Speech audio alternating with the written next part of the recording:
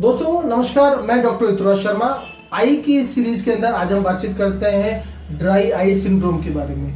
दोस्तों dry eye syndrome बहुत common feature है, काफी सारे पेशेंट आते हैं इस चीज के।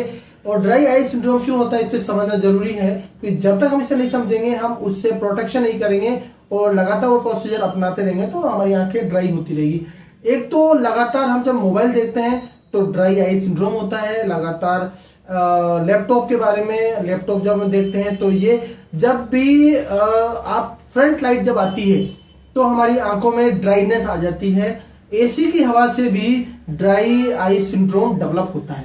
सो सबसे पहले तो ये आपने समझ लिया कि ड्राई आई क्यों होती है। इन सब चीजों को अपने पास से दूर करना है या कम से कम इनका उपयोग करना है। अब इनके उपाय के बारे में समझ लेते हैं। यदि किसी व्यक्ति को ड्राई आई हो गई है, ड्राई आई सिंड्रोम हो गया, तो कैसे ठीक करें। आयुर्वेद में बहुत सामान्य तरीके से इसे ठीक किया जा सकता है। सबसे पहले तो किसी भी बीमारी को बड़ा नहीं समझना चाहिए, गंभीरता से लेना चाहिए।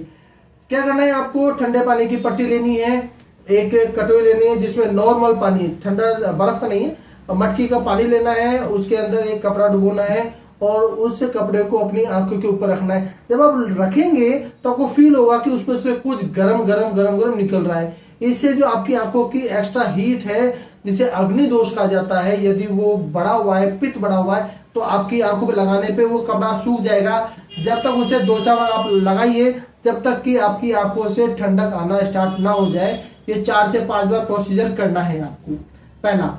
दूसरा आपको करना क्या है कि एक सरसों का तेल लेना है, उसके अंदर मोटा त्रिफला हरड़ भरड़ आंवला डालना है, उसे उबालना है। उबालने के बाद उसकी 2-2 बूंदें अपनी आंख में लगानी है, डालनी है।